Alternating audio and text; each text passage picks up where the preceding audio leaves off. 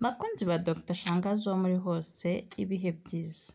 Nongeye kubifuriza ibihe byiza impagarike nzima mwebwe mudahwema kunyereka urukundo. Uyu munsi wa none rero nje nkubita mbangura ntago nje kubarambira pe.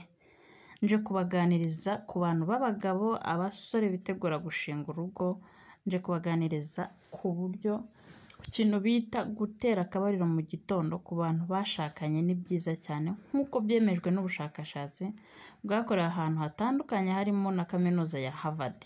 Ibi bintu birareba cyane urubyiruko rw'iyi minsi. Rubyiruko muntege amatwi twumvikane tuganire kuko ibi ni ibintu bitureba. Tugiye kuganira rero ku ngingo zitari nkeya, ingingo zigera nko ku 8 z'uburyo gutera akabariro mu gitondo bigira umumaro.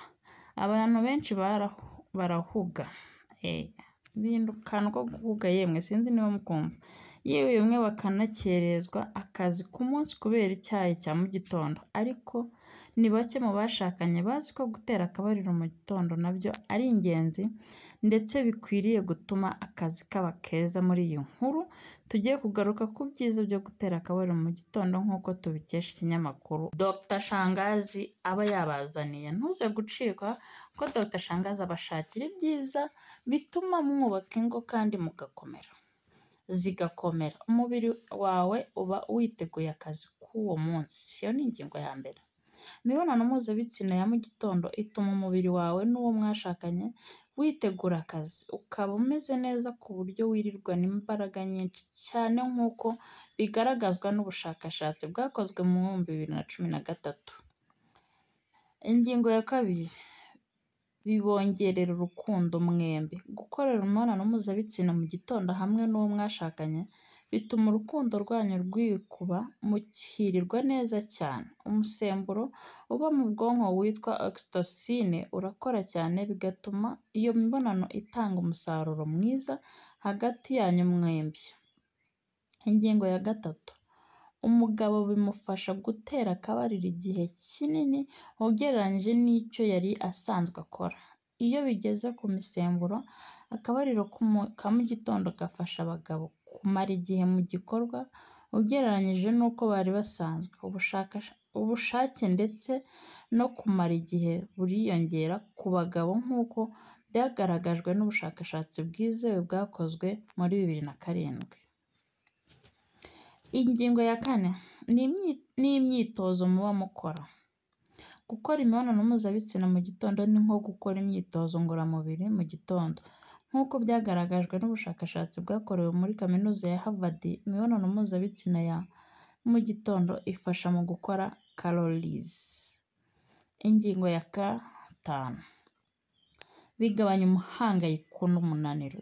Please, ahangaha munyumve neza, umugabo cyangwa umugore wakoze imibonano mpuzabitsina mu gitondo yiriranwa akanyamuneza neza, yirirwa atuje. Nigeze kubibabwiraho, imibonano mpuzabitsina ya mu gitondo ituma guhangayika mwari mufite hagati yanyu gushiraho burundu. Waba ukize waba ukennye, nta muntu ubura stress. Bifasha mu bwonko. Ingingo ya gatandatu, ku muntu wifuza gukorana ubwonko bukora kandi butekereza neza, imibonano mpuzabitsina ya mu gitondo ni kimwe mu bintu byagufasha. Ari abantu batekereza ngo se ko njya ku kazi saa 12. Yes, niba ujya ku kazi saa 12, uwo mwashakanye mumenyereze ko saa 10 aba akangutse mukaganiraho. Ntabwo ari byiza niba kiva mu bitotsi ko muhita mufatirana mukajya mu by'abakuru. Oya, mukangure saa 10 mubanze muse nk'abaganiramo, ashira ibitotsi nawe ushira ibitotsi, ubundi nimushaka muherekezanya mujye hanze mugaruke mufatanye gutegurana. Bikongerera ubudahangarwa bw'umubiri wawe. Gukora imibonano mpuzabitsina mu gitondo bifasha kongera ubudahangarwa bw'umubiri, bigafasha umuntu guhangana n'indwara za hato na hato. Sinari muganga, ndaje ndababera n'umubyeyi. Ibaze ko ubonye umuti ukuvura indwara za hato na hato utiriwe uhatiriza ushakashaka impande zose ngo wumve ko ibibazo byacitse, ariko hano honyine Iyo wamaze kumenya agaciro k'imibonano mpuzabitsina ya mu gitondo, bikugira ikindi kintu cyo kumva ko hari ubushobozi wifitemo. Nta stress kuko murabizi ko indwara nyinshi zuririra kuri stress tuba dufite. Muzarebe nk'iyo udafite amafaranga mu nzu, wiriranwa stress, ukumva ibibazo biraje, ukumva ufite imishinga, ufite ubushake bwo gukora, ariko kubera ko nta gisubizo ufite ukakurizamo umutwe, umuriro, umugongo, ukisangana indwara nyine zakwatatse zidashira kubera ibitekerezo byabyo. Ntiwabonye umwanya uganira n'umugabo wawe, nta kabariro mwateye, yewe ntuheruka no gusohokana nawe. Ubundi iyo wafashe umwanya ugasohoka ukaganira n'umugabo wawe, ntabwo ari byiza burya ko ibibazo byacu by'ingo zacu tubiganirira mu rugo rwacu, abana n'abakozi batwumva.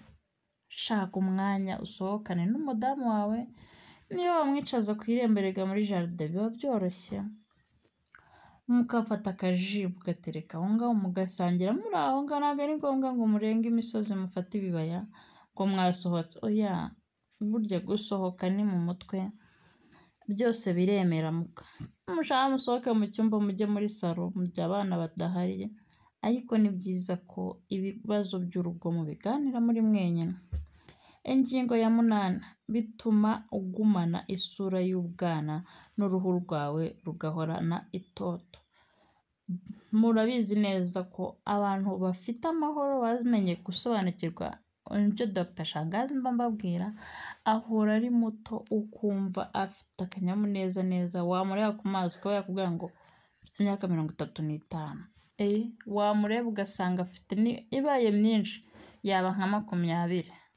Urumva umuntu wa 35 yahawe keya zihagije ku buryo bageze aho bamwibeshya koko ashobora kuba afite nka 24 n'itatu. Ariko keya z'urugo ko mwitanaho ni kimwe mu bintu bituma mwembi muhorana itoto, mukabyibuha, mugasa neza, iminkanyari nayo ubwayo ijya kuza ikabura yica. Imibonano mpuzabitsina ya mu gitondo ifasha umuntu guhorana uruhu rwiza kandi rufite itoto. Ubyange ubyemere, ibi birakora.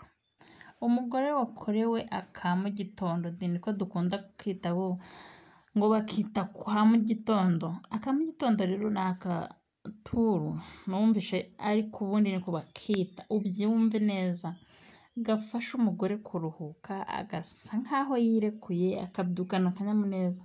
Umugore warongoye mu gitondo, uko bisa kose umugabo we ajya ku kazi yishimye, yamuteguriye ibyo mu gitondo, ntabwo yita ko nawe afite akazi ari bujyemo.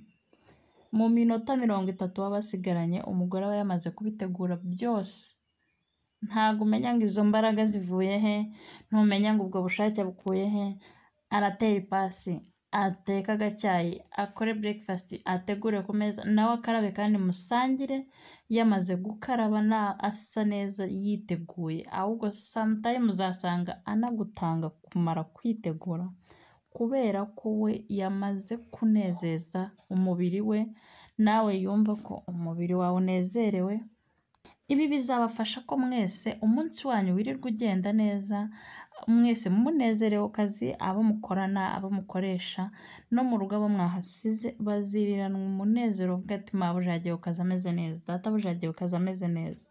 Mu kazi aho muri gukora, sobuja cyangwa se niba ari nawe boss, uziriranwa akanyamuneza, wumve ko gukora imibonano mpuzabitsina mu gitondo ni kimwe mu bituma ingo nyinshi zihorana umunezero. Niba uzi neza ko aka kantu ka mu gitondo utajya ugakora, ndaguhannye ngewe nk'umudamu mugenzi wawe, nawe wa mugabo uyu munsi twaganiriye, uhindukirire umugore wawe, umumenyereze ko mu gitondo kabanziriza breakfast, ntago kaza nyuma ya breakfast. Niko breakfast ubwo ku bashakanye, niko gatuma nyine ibya mu gitondo nyine bibi bya mu gitondo.